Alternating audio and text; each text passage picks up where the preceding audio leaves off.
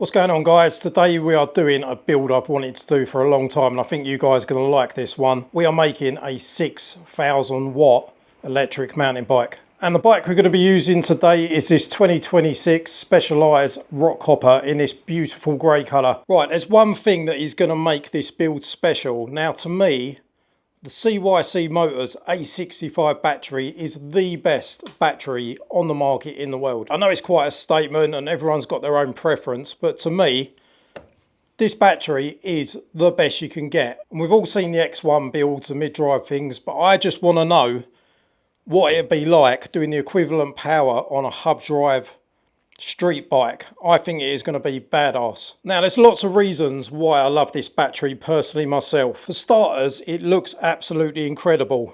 Like, the casing on it is stunning and very, very rugged. It's going to survive drops and all sorts. It just looks the business, and I love a clean build. The second thing is it's got a slide on sideways battery mounting system where the battery slides on sideways, which means when you haven't got a lot of room in the frame triangle, you haven't got to push the battery higher than the actual mount and slide it back down. Number three, the size of it. The amount of fast builds I see with massive Velcro batteries and ugly looking DIY things, I love the fact that this thing is just compact and packs so much power. This thing has got 100 amp BMS. That means that you can draw 100 amps of power through the controller to the motor. Amps are what give you acceleration, and I'm all about acceleration. I'm not obsessed by top speed. Once a mountain bike can do 40, 50, 60, you never need it to go faster than that.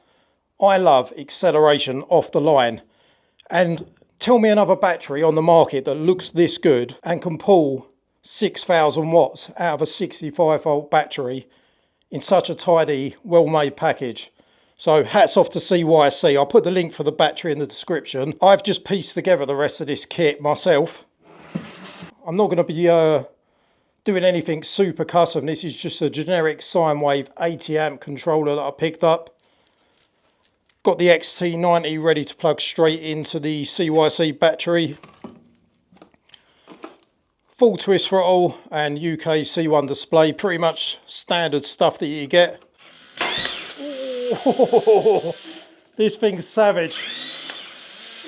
Guys, this thing is on Raffle and it is ending within an hour of this video being uploaded. It is your last chance to win this most powerful mid-drive kit bike you can get in the world. This is a 6,000 watt CYC X1 Pro build, and by this evening one of you guys is going to own it. If you miss out on this, I'm also giving away the 6,000 watt hub drive build we're doing today. Head on over to raffle.com/do stuff. Get your entries in, guys, because I'm putting out some of the best bikes you can build. The best bikes that you're going to get on giveaway if you're into electric mountain bikes. If you guys are lucky enough, you might be able to get an entry on this and maybe even still win it if you haven't entered already. If you've missed out, don't worry. We've got the 6,000 watt hub drive e-bike that we're building in the video today. That is going to be up for giveaway when this one ends. So they are the most powerful e-bikes I've built and given away on the channel. Best of luck, everyone. Back onto the video. Right, now that leads me on to the second thing. I've got a standard mountain bike with a standard size dropout, and normally to do a 5,000 watt build you need to use a 5,000 watt wheel. The dropouts are about 150mm wide. You can't fit it on a normal bike. The brake doesn't line up. It is an absolute nightmare. You can do it. You end up with frayed phase cables, that the cables that come out of the motor are rubbing on the frame. The brake disc is miles out. It's just an absolute nightmare. It weighs too much. Now, you can push hub motors, and most motors a bit past their rated power. So a 2,000 watt, you might be able to squeeze to 3,000 watt, you know. A QS138 4000 I've run at 25-30,000 watt, depends on the motor. However, I want to do this build based on the 3 kilowatt motor. And I've picked one up today. I've never used this, I don't know, it's called MXUS 3 kilowatt turbo. I've seen them about a lot, but I think any decent quality 3,000 watt hub with reasonable thickness phase cables should get the job done. This should be able to see 5,000-6,000 watt bursts. So I think this is going to be an absolutely epic build. We haven't got an overly big hub motor, we haven't got an overly big battery, we haven't got a massive 2 foot long Sabvaton controller, and it's all stealthy and black. I think this is going to be the business. So without further ado, we're just going to piece this thing together, build this bike, slap all this stuff together and see if it performs and looks the way that I've always wanted a mad 6 kilowatt clean street build.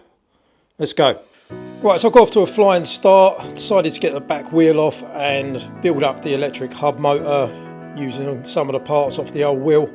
Everything seemed to be going great. I got the wheel fitted, got the torque arm on, but my confidence come to a crashing halt when I remembered just how bad a 3000 watt brake alignment is. I couldn't get the caliper onto the bike with a standard position, so I had to remove all the back wheel again. So I've had to buy some more brake disc spacers to space the brake disc away from the hub motor, otherwise the back of the brake caliper is not going to fit on the bike. But doing this causes more problems, because when you bring the brake disc away from the motor, it means you've got even less room for the large motor cables to exit the wheel. Another thing that I do to negate these issues is flat head or low head M5 bolts with a brake disc rotor, because you quite often find that the cable rubs on the bolt heads of the brake disc because the fitment's that tight.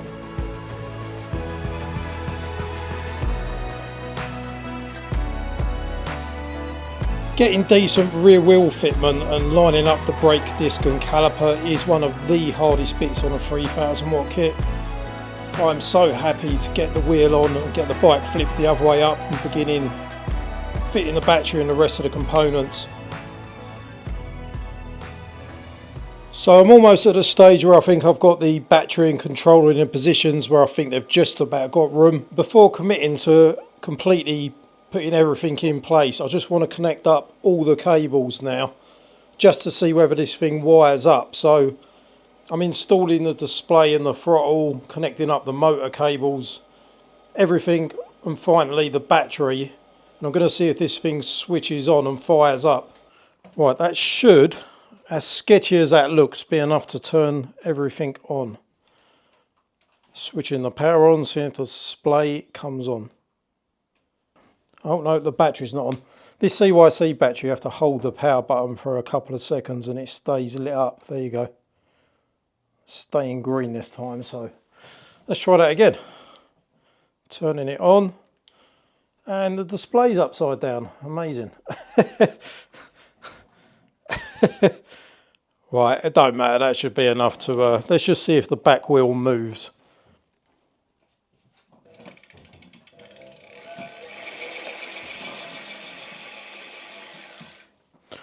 Cool. Right, so everything's kind of working. Just maybe some things are upside down. I don't know why I've done so many of these displays, but still managed to get the display the wrong way around every time. Right, cool. Once all this is done and I've got the extension, this must be on there. Is it on the other side? I think it's, no, it's this side. You've got a little slot here, here, and here. You pop a cable tie through and you zip tie the cables along the bottom of the base. That's so cool. So you literally don't see anything. It's pulled up tight like that, and from the side you don't see a thing. It's just clean. Right, display's the right way round. Let's try and get into the settings quick. Advanced settings, password. I'm pretty certain it's 1801. Hey, speed limit. We'll pop that up a little bit. Current limit 150. That'd be fun, wouldn't it? Right, we just want wheel size now, don't we? 29. Oh, 29 inch. What about I don't know if it's in miles an hour already. Right, let's try that. Lifting the throttle up, lifting the wheel up. Oh, we're in 0. Right, going straight up to level 5. Here we go.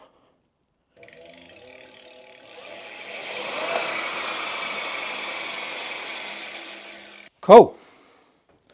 Right.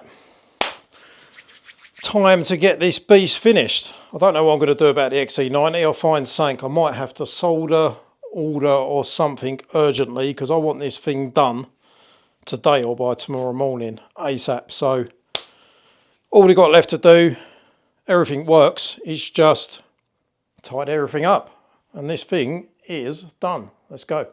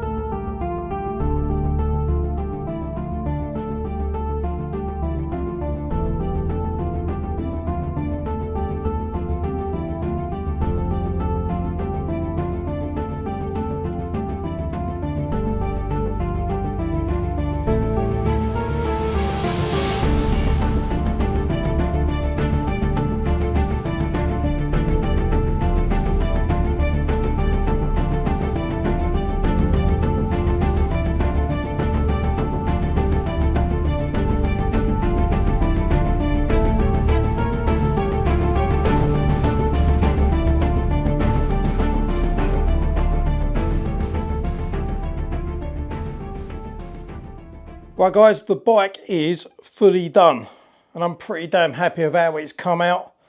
I will point out though, at the beginning of the video, I think I said this was a medium when it is actually a large. And obviously because I'm going to be giving this bike away on Raffle to one of you guys, obviously that's quite important. But yeah, it looks absolutely banging, I think. What do you think? So I'll run through a few of the things. First of all, I've got to point out is absolutely pouring with rain today. I want to get out and try this, but it is absolutely soaking. And I've got a track day coming up for the Porsche, which is currently in 2 pieces. A banging video coming up for the Porsche I need to film this week, so we haven't got time to film test riding it today. I will run through this bike though, and we've got the wheel size set up on the bike, so we're going to try spinning it up for the first time. Stick it up to number 5 and you can come over and have a look. See, I mean, I know this is not going to be like, this is unloaded, so I'm not trying to make out it's going to do whatever speed it does. I don't even know what speed it's going to do, but also with this you've got either 60 or 72 volt, and I've currently got it set at 72 volt even though it's 65, so that battery isn't correct. But anyway, it's not going to stop it from working.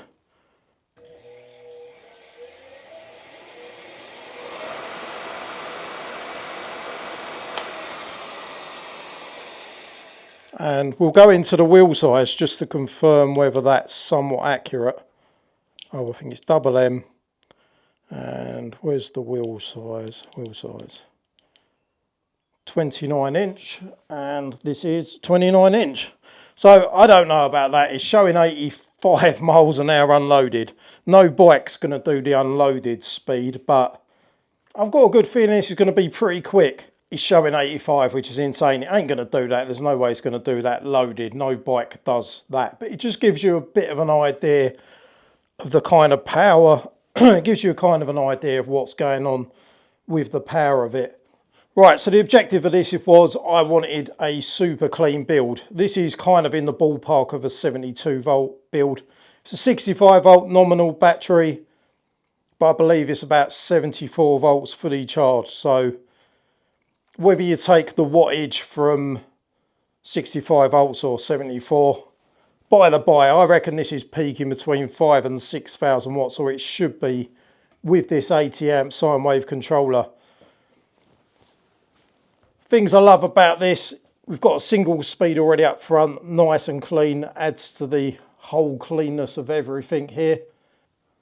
We have got full twist throttle on there, UK C1 display. So the main thing for me where I can is not having cable ties all over the frame, never using them ugly Velcro bags. I just think they look garbage. You've got the full Specialized logo against this lovely, it's like the old Ford Sierra Cosworths, isn't it? It kind of reminds me of, is it Moonstone Blue from back in the day? Anyway, the other thing I love about this battery, one of many things, is you've got the cables cable tied to the battery base, which is really good. Everything's grey and black with a splash of white. And I just think it looks clean as hell. We end up getting the spacing correct on the end with 7mm of spacers on the rear hub. Decided, like, most of the braking power you get's from the front end. So I've stuck a 203 Hope rotor on the front. The brakes obviously brand new and pretty good anyway. Even cheap budget 180 and 160 brakes, brand new, work good. So I don't get why, like, yeah, you can add a few kilos to a bike and then people are like, oh, the brakes are not good enough. But, you know, you can have a 70 kilogram rider and a 110 kilogram rider, and people don't say anything about that. So I don't get it. Bikes are really light. They're going to stop way quicker than a car. With these brakes, all I'm saying is with a 200mm rotor up front and that on the back and a few extra kilograms, this thing is going to be no issues at all stopping. Got full hydraulic brakes. Yeah, right guys, don't miss out on this one. Get your entries in on the raffle for this, because how many other bikes in the 65, 72 volt range are this clean, this sleek?